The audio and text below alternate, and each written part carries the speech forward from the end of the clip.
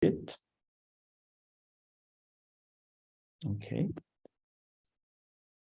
Okay, so thanks again. I will start right away talking about this paper. It's got a very rich title with a lot of things in it. So you're listening to a paper where there is football, archaeology, Anthropocene. I think I'll owe the people who are listening to this some explanation. I will start from the end with the word Anthropocene. Okay, so it is an accepted fact today that we live in a geological area which is characterized by visible, large-scale effects of human actions on Earth. For the last decade, anthropologists and archaeologists have increasingly engaged with the concept. This has recently led several scholars to suggest that in accordance with this scale, we should shift from our attention from material culture to immaterial Anthropocene culture and from artifacts to ecofacts. So this paper supports the idea that Anthropocene is certainly a thing. It is a fundamental venue of study for archaeologists, and does so by inviting to find the role that social structures had in creating the conditions for the materialization of Anthropocene. In particular, it is worth, I think, contextualizing Anthropocene within the profound historical, divisive social structures whereby a few human groups in charge of taking large-scale decisions impact the planet, imposing power relationships to entire vast communities. These conditions are profoundly material and are replicated with their own specificities at such an extensive scale that entire communities can relate with the struggles experienced by communities who live geographically far away from them. This state of things tend to shape, rather than a post-identity world that is generally associated to Anthropocene, it tends to shape a multitude of subaltern identities that cross-cut geographic, ethnic, and religious boundaries. So it is not only a matter of trying to archaeologically determine when Anthropocene started, whether 10,000 years ago with the first impacts of Neolithic, or 200 years ago with the first impacts on Earth of the Industrial Revolution, but rather of interpreting the exploitation of the labor of the many at the advantage of the few as the first amongst all resources of the planet being consumed in an unsustainable way. So through this paper, I will offer a parallel between one contemporary event, the emergence of the social structure and work regulations in place in Qatar that led to the World Cup that has just happened, and an ancient event, which is the breakage of social relationships in rural Sardinia due to the land administration reforms in the 4th century current era. Which is an argument that I'm basing on a set of data coming from the study of Roman period Sardinia that I am undertaking as part of my Marie Curie fellowship.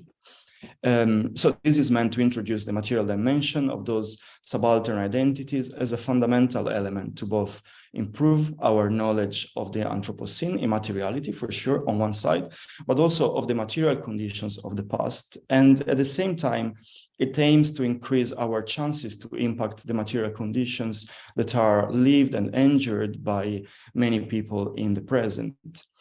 So before diving into the World Cup and into the archaeology of the Roman Empire, I would like to stop on the word event for a minute. The way subaltern identity-related matters usually manifest and are taken to the forefront of global discussion is mostly through specific events. So dictionaries tend to define event as a happening, a planned public or social occasion. But in this paper, I will try to look at its cognitive sense. A few examples. For Slovenian philosopher Slavoj Žižek, event is something that needs to bring about an upheaval, a deep and tangible change in the dominating schemes of actions and official power.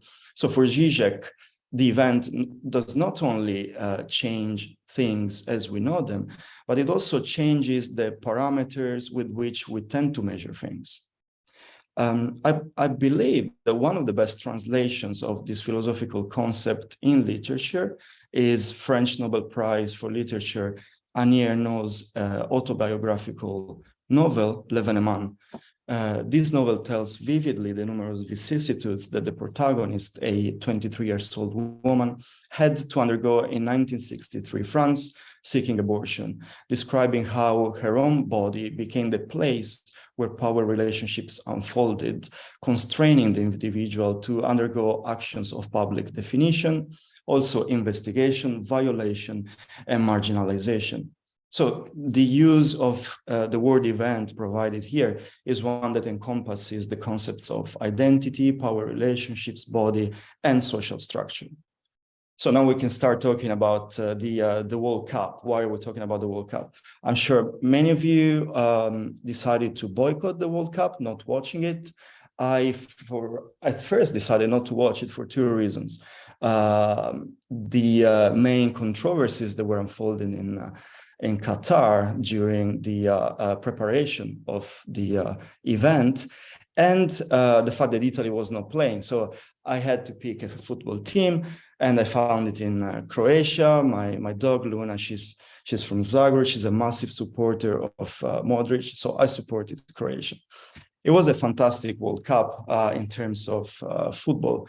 We saw the last games of a legend like Cristiano Ronaldo. We saw Croatia arriving third. We saw an African team making it to the semifinals for the first time in history, Morocco. We didn't see it coming home again, but that's not anything new. And we saw Macron taking the stage to Mbappé, and Argentina creating a new iconic image with this new attire surrounding the body of one of the best footballers in history, which is Messi. But much more happened than that. We saw much more. The unprecedented limitation I was talking about to the freedom of expression by FIFA and Qatari authorities were harshly criticized worldwide. Here we have the images of a Pacific pitch invader who, with a simple T-shirt, addressed worldwide three of the many problems that were debated during this World Cup: the LGBTQ plus rights in the Gulf, the repression of women's rights in Iran, Ukraine, and much more. But controversies had arisen since the selection of Qatar as a host nation due to its poor human rights record, in particular in the treatment of migrant workers. Some numbers: despite the Qatarization process promoted in the country, around 87% of the Qatari residents and 95% of its workforce are migrant workers who legally come to Qatari visa centers from poor countries of Africa and Asia, in particular Bangladesh, India, Sri Lanka, through a system called Kafala system, which was officially abolished in 2016, but actually is said to be still in place by many workers and investigators. This system is used to monitor laborers and defines such a tight binding relationship between the employees and the employers that the former tend to become a property of the latter. Their passport is held by the authorities. They cannot leave their accommodation if not through the company bus to go to the building site. They can't leave the country before the visa debt is paid for. So here we are seeing some of the accommodations we're talking about. This workers' camp is called, located in the desert, is called Salal, where workers come home to after 12-hour shifts spent in the sun, often with no health insurance, averaging £355 a month in a country with the highest GDP in the world. Moreover, deaths in the workplace numbers are striking. The Guardian sources talk about 6,500 deaths in 10 years, whereas for Amnesty International, we're talking about double. And you can see on the left the numbers of other major happenings, sports events that were organized in the past are not comparable to these numbers. But for the Qatari government, the official deaths in workplace amounts at 3. So the increasing awareness of workers' conditions in Qatar showed the double standards used to treat humans from different backgrounds, ultimately exposing through public speeches given to defend Qatar's and FIFA's choices that disdain showed by people with power towards those without it. So this contempt shows that one of the means through which Anthropocene happens is a very old, a very well-known structural division between elites and subalterns, where the crisp visibility of the few is supported by the invisibility of the many. Indeed, although it is thanks to the work and the bodies of these migrant workers that the world enjoys the tallest buildings in the world and now just enjoyed the World Cup of football, workers are not really part of the narrative of the story that is being written. Now, the fact that many people became aware of this issue is, in my eyes, the real event that the World Cup held in Qatar brought about.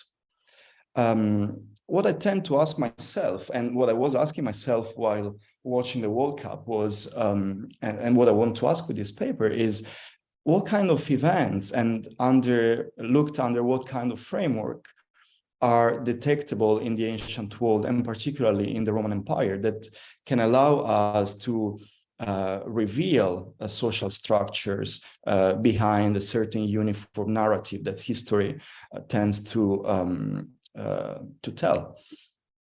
So for this aim, I decided to look at Sardinia during the Roman Empire, as Francesca was saying, through a post-colonial lens, which is the focus of my main postdoctoral project. One can ask why Sardinia? Sardinia is ideal. I mean, if we want to look at the social structures holding the empire together through the exploitation of resources, because although it was annexed to Rome very early, for all of its history as a Roman province, it is recorded by official sources in Rome in very essentialist ways, either as a marginal land used to gather provisions for the empire or as a troubling province. I will give you a few examples. Cicero refers to the island as simply one of the main free granaries of Rome. And later in the second quote, you can see in 54 BC, in defense of Sardinia's propraetor Marcus Aemilius Scaurus, who was accused of extortion, de repetundis, against the communities of Sardinia, Cicero addresses them as an archaic, backward, and untrustworthy people due to their alleged origin as a destitute people from Africa. So this point is used by the official sources as the main reason to dismiss the accusation, showing to the judges an argument based on an equation between ethnical purity and ethic reliability. So the accusation of archaic behavior really is an attitude typical of rural communities refusing change brought about by dominant powers. And it is often used in historical colonial sources. Such accounts are easy to spot as they are regularly accompanied by expressions like always, still, never, that help dominant narratives to silence the subaltern world under an othering paradigm that does not allow any room for change and for agency. Here there is another example, the last quote. Much later in time, Pope Gregory the Great, in one of his epistolae, he described Sardinians as meaningless animals who do not know the real God and still venerate sticks and stones as in antiquity. This should not surprise. This is a narrative that all colonial and imperial powers tend to perpetrate towards the dominated cultures and regions. And it doesn't really matter the level of physical and violent coercion and control that the empires are exercising on other regions, but it is a matter of cultural domination, really. So among all these narratives, I found a little gap, one that I consider eventful in the sense I used before. This monolithic pattern towards Sardinia seems to have a break during the reign of Constantine.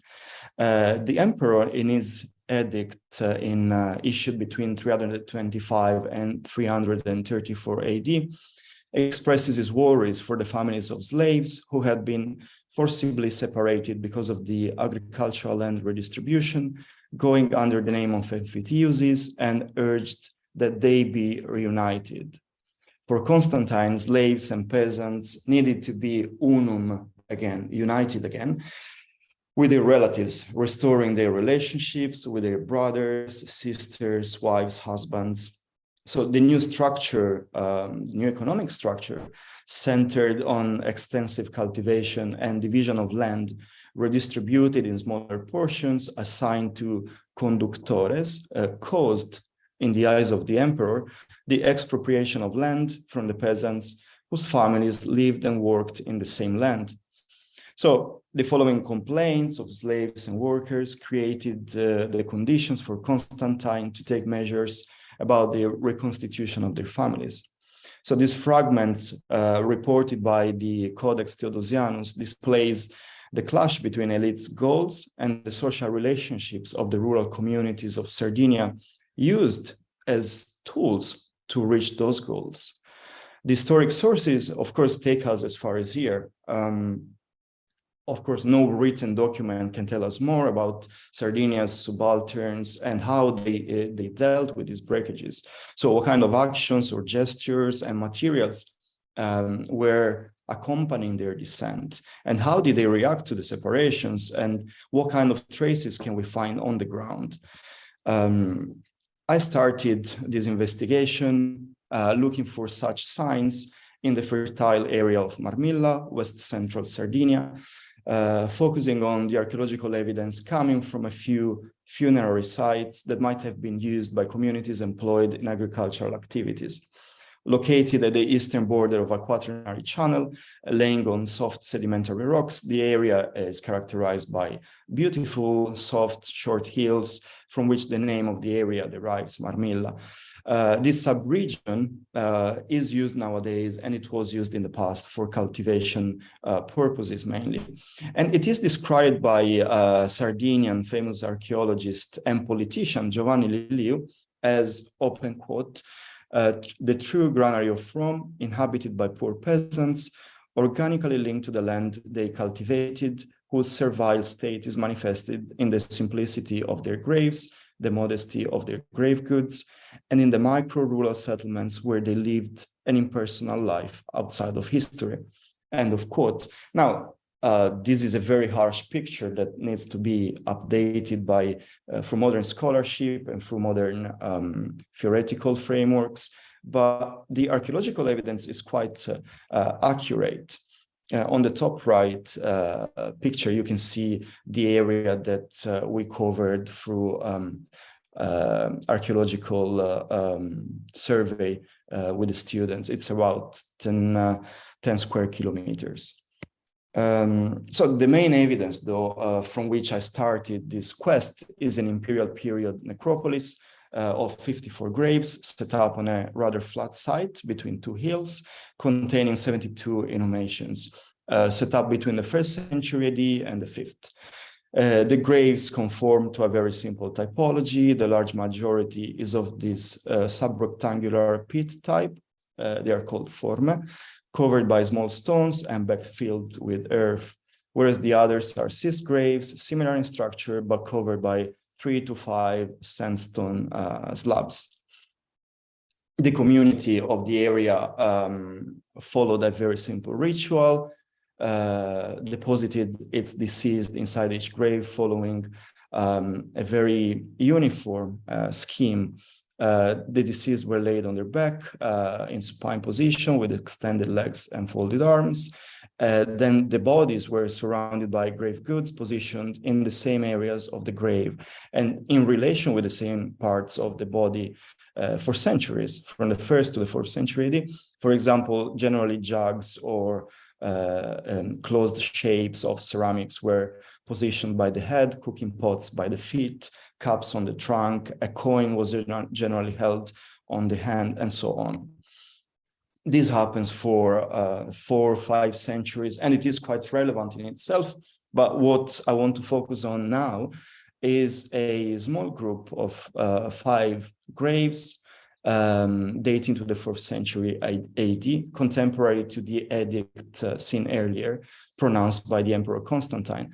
So these are, in particular, two of them, graves 43 and 9 bis that you can see here, and that I have studied and published in Theoretical Roman Archaeology Journal in 2019 through a framework following Antonio Gramsci's theory of the history of subalterns. These graves constitute represent a group where something completely different happens in terms of ritual. Now, we had from the 1st century AD graves that were containing human bones reductions in a way that graves that were used in the past were emptied and the remaining bones were put to one side of the grave and the new person was laid inside the grave. But in this case, something very different happens. A ritual that involves human bones being manipulated from previous graves and being put in physical contact with the bodies of the main inhumed of the grave. Grave 9 bis, for example, to the right has 2 crania. The one at southeast belongs to the main person, of course, holding a glass beaker, and it's imperfect anatomical connection. Whereas the cranium at northwest is laid upward at the feet of the inhumed and was the most evident skeletal element used in guise of grave good belonging to another individual. Grave 43, even richer, the main inhumed had 3 crania laid along his body, and long bones were reduced at the base of the grave, as you can see.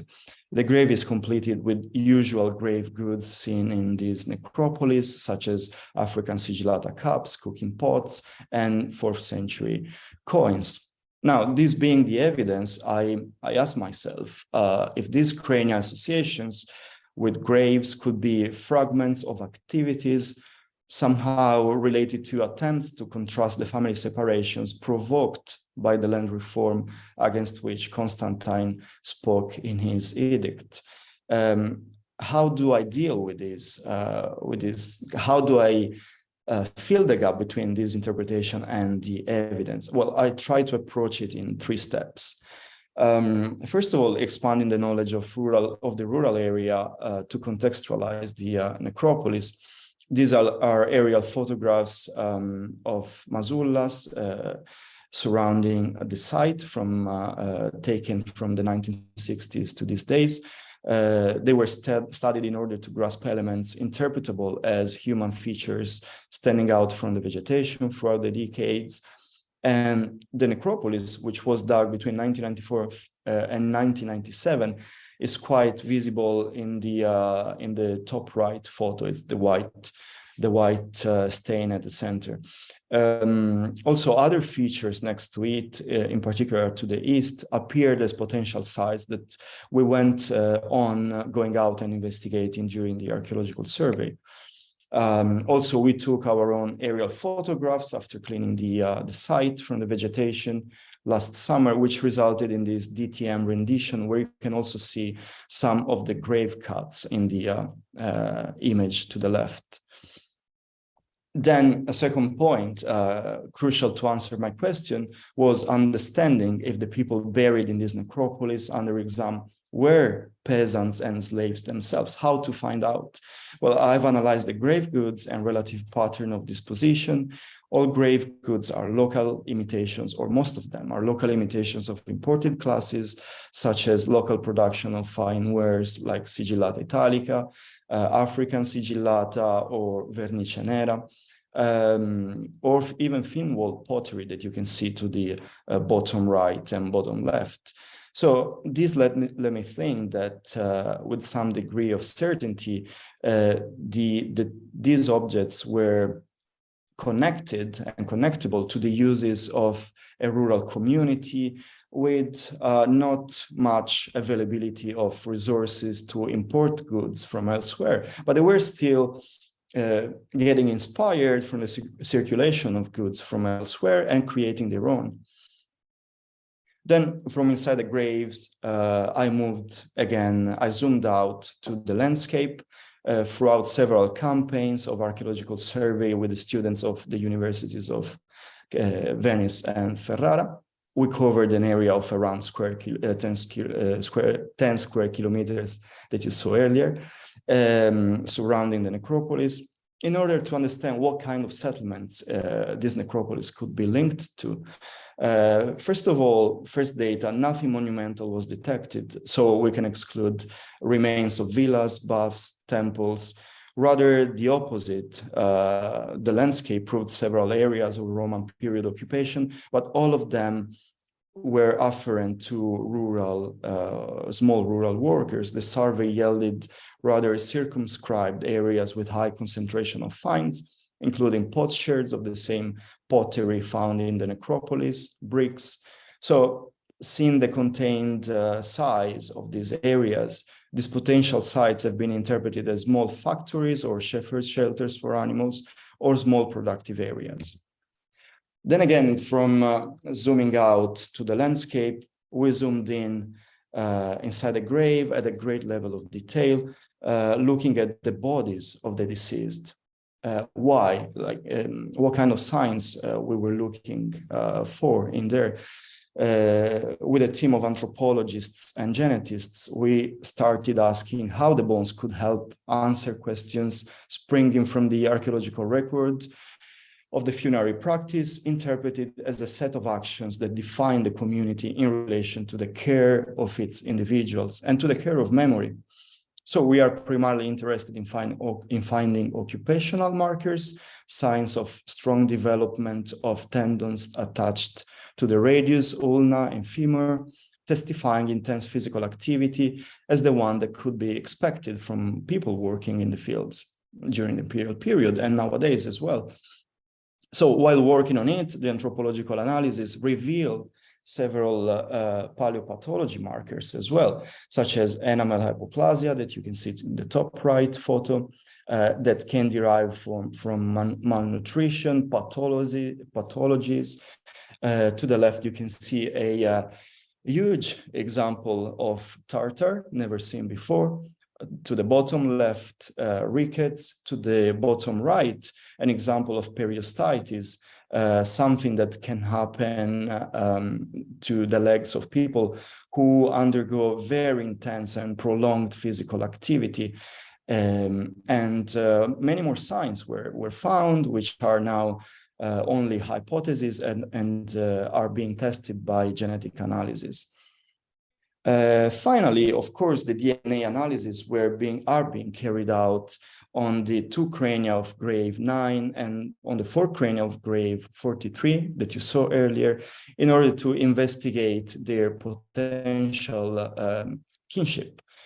So this investigative process is meant to find elements in favor of relationships, whether family relationships or other kind of relationships. And obviously, further information can be obtained from this kinship analysis. So to wrap up, with the results I have now, probably we have found 2 settlements nearby the necropolis with contemporary material culture to the cemetery I showed you, that can be identified as humble rural settlements. DNA analyses are undergoing and will fill some gaps within the working hypotheses, such as kinship relationships between the main inhumed individuals and the crania laid on their graves. In terms of interpretive theory, the post-colonial framework supported in this project, here represented by works by Zogtrigel, McCarthy, Bowes, and Van Dommelen, who works in Punic period, Sardinia. I got inspired by these projects, and I am trying to put the human body at the center of identity discourses related to the subalterns. So the background to this choice is that the study of material culture has often ended up by privileging a narrative of the past focused on the elites that has tended to homogenize the past in histories of neat ethnic and then national identities. tending to invisibilize subalterns. So the body is used here in this framework as the prime cognitive tool to balance out this narrative derangement by offering an access to a better knowledge to the subaltern classes in antiquity. This assumption is based on the idea that the body is probably, if we think about it, the only real possession of the majority of members of ancient and modern society. Nevertheless, when it comes to theoretical engagement towards the body in archaeology, the tendency is not, it doesn't look very, very good. As this table by Rosemary Joyce shows, approaches that tend to objectify the body are still overwhelming, with a recent change of trend. Indeed, the body, both in our society and in sciences, has become often an object of the world rather than a subject. The challenge here is to make it an active agent again. That is where and when the concept of relationship becomes crucial. Relationships of human body with other human bodies, with the landscape, with labor, signified by the stress markers or by the paleopathologies that we are checking. So in the end, I believe that the real event here, to go back where we started, to the word event, would be focusing on the body as agents with cognitive value, owned by subalterns to leave their mark in a more nuanced and multivocal way, both in ancient and contemporary history. So the event is probably the body. Bodies of the people who cultivated the land from which the grains for the Roman Empire arrived, as well as the migrant workers that built with their hands the stadiums where the last World Cup matches were played in Qatar, enshrine the first valuable signs of the ways in which Anthropocene can become a reality. How to do this? However, how can we expose these bodies? Well, for example, from the images of the workers we saw at the beginning of the presentation, what we know about these workers is that, once again, they were victims of an ill system that asks salaried workers to be silent tools of a framework that seeks economic growth and international recognition in an unsustainable way. But we do not know much about how these people lived in their workers' camps.